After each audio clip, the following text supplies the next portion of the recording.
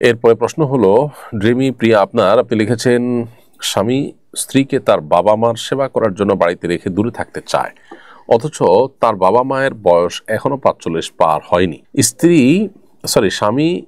স্বামীর কাছে থাকতে চায়, এতে স্বামী এতে স্ত্রীকে অবাধ্য স্ত্রী বলে এবং স্বামীর কোনোদিন মন পাবে না বলে, এটা কি ঠিক?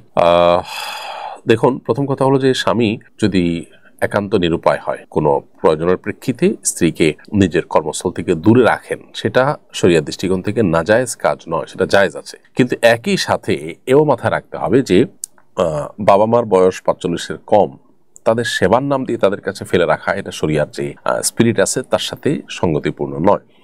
বরং শরিয়া চায় যে স্বামী যেখানে থাকবে স্ত্রী সেখানে থাকবে। বিভিন্ন কারণে অথবা নিরুপায় হলে অবশ্যই স্বামী স্ত্রীকে দূরে রাখার অধিকার স্বামীর আছে, কিন্তু স্ত্রীর যে হক, তার যে অধিকারগুলো আছে সেগুলো যেমন আদায় করতে হবে, ঠিক একইভাবে দূরে ফেলে রাখার ক্ষেত্রে যৌক্তিক কোনো কারণ থাকা দরকার।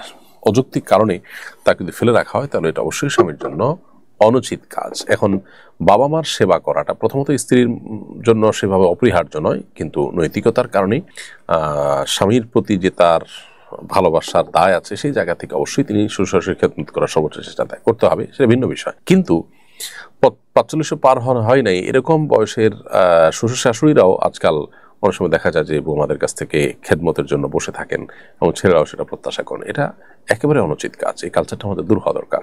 তারা অপারগ হয়ে গেলে, তারা বয়সে সিনিয়র, সেই জায়গা থেকে অবশ্যই তাদের খেদমত করার চেষ্টা করতে হবে, সেটা স্ত্রীর করা উচিত। বাট এরকম অনেকটা জোয়ান অথবা শক্ত সবল শ্বশুর শাশুড়িকে শুধু খেদমতের জন্য স্ত্রীকে দূরে ফেলে রাখা, এটা শরিয়াতের তাকাদা বা শরিয়াতের চাহিদা নয়। আরিফ হোসেন আপনি লিখেছেন, বর্তমানে এআই ব্যবহার করে অনেকে প্রাণীর ছবি তৈরি করছে, এটা কি জায়েজ? প্রথম কথা হলো যে এআই এর মাধ্যমে যে প্রাণীর ছবি তৈরি করা হচ্ছে, এটা সম্পূর্ণ নতুন অবয়ব, একেবারে নতুন মানুষ তৈরি করা হচ্ছে। এআই যেহেতু এটা নতুন মানুষ তৈরি করছে, সেজন্য এটা আসলে জায়েজ হওয়ার কোনো কারণ থাকতে পারে না। কারণ আপনার এটা হলো একটা নতুন প্রাণীর ছবি আঁকা, জাস্ট একটা মানে আলাদা একটা নতুন ছবি তৈরি করা, ব্যাপারটা সেরকম।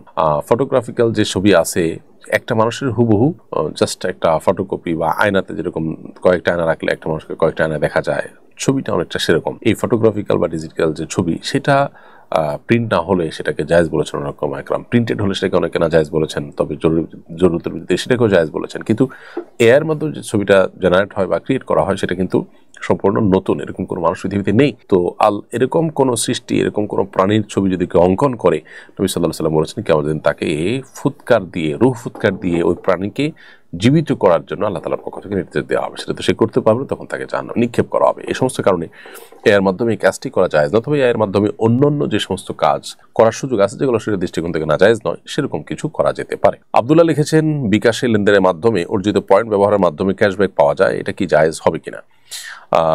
মোবাইল ব্যাংকিং কোম্পানিগুলো তাদের মোবাইল ব্যাংকিং এর যে সার্ভিস আছে, এটা যারা জনগণ বেশি বেশি ব্যবহার করে, তার জন্য তারা নানা রকমের প্রণোদনা দিয়ে থাকে, এটা তারই একটা। অতএব এই ক্যাশব্যাক হালাল। ব্যাপারটা এরকম যে আপনি আমাদের এটার থেকে ব্যবহার করে যদি আপনি লেনদেন করেন, তাহলে আপনাকে এত টাকা আমরা উপহার দেবো, পুরস্কার দেবো, ব্যাপারটা এরকম। অতএব এটা সম্পূর্ণ জায়েজ আছে, এটা নিলে না জায়েজ হবে না।